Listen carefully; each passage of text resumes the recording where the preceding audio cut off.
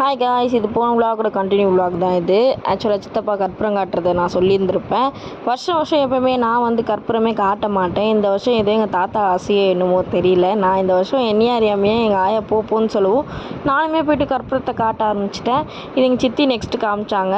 Next பார்த்திங்கன்னா எங்கள் அண்ணனுமே காமிக்க மாட்டாங்க. இந்த வருஷம் என்னவோ எங்கள் தாத்தாவுக்கு ஒரு அன்எக்ஸ்பெக்டடான ஒரு மூமெண்ட்டு நினைக்கிறேன். நான் எப்போவுமே நாங்கள் காட்ட மாட்டோம் அந்த கற்பூரத்தை. எங்கள் ஆயா, எங்கள் சித்தப்பா, எங்கள் சித்தி மட்டும்தான் காமிப்பாங்க. எங்கள் அத்தை கூட காமிக்க மாட்டாங்க, ஏன்னா கிறிஸ்டின்றதுனால காட்ட மாட்டாங்க எங்கள் அத்தை.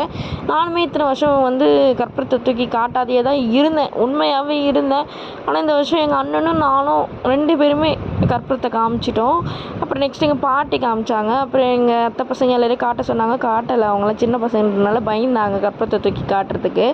சரின்னு சொல்லிட்டு விட்டுட்டேன். என்னையே அறியாமையே போய் இது பண்ணிட்டேன். என் மாமியார் வீட்டில் சாமி கும்பிடும் போது கூட நான் போக மாட்டேன்னா எங்கள் மாமியார் வீட்டில் எங்கள் கலாமா வந்து விட மாட்டாங்க. அதெல்லாம் நான் போக மாட்டேன் காட்டுறதுக்கு. இந்த வருஷம் என்னையே அறியாதையே போயிட்டேன். சரி, ஏதோ ஏசப்பாக்கிட்ட ஒரு சாரி கேட்டுட்டேன். அப்படி நின்று அந்த சுத்தம் போதே எனக்கு ஒரு மாதிரி ஆயிடுச்சு. சரி சொல்லிவிட்டு ஏசப்பாக்கிட்ட மன்னிப்பு கேட்டுகிட்டே தான் அந்த கற்பூரத்தை நான் சுற்றினேன். அதை நான் வந்து ஒரு பெரிய விஷயமா எடுத்து காட்டிக்கல. நம்ம தாத்தாக்கு தானே, நம்ம சாமிக்கு காட்டலை, இது வந்து எங்கள் தாத்தா காட்டுறேன்னு சொல்லிட்டு காட்டிட்டு மனசார கொஞ்சம் கஷ்டமாக தான் இருந்தது. சரி, நான் தெரியாது செஞ்சுட்டணும் அப்படின்னு சொல்லிட்டு மனசுலேயே மன்னிப்பு கேட்டுகிட்டே இருந்தேன் ஏசப்பாக்கிட்ட.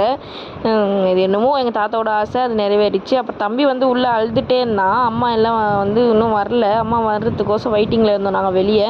அம்மா கேக் வாங்கிறதுக்காக நாங்கள் போயிட்டோம். எப்போவுமே வருஷம் கேக் வெட்டுறதுக்குனாலே அம்மாவுக்கு பிடிக்காது. எங்ககிட்ட நீங்கள் எதனா செய்து வந்தால் கூட செஞ்சுருங்க, தயவுசெய்து கேக் மட்டும் வெட்டாதீங்க, எனக்கு பிடிக்கலன்னு சொல்லிகிட்டே இருப்பாங்க.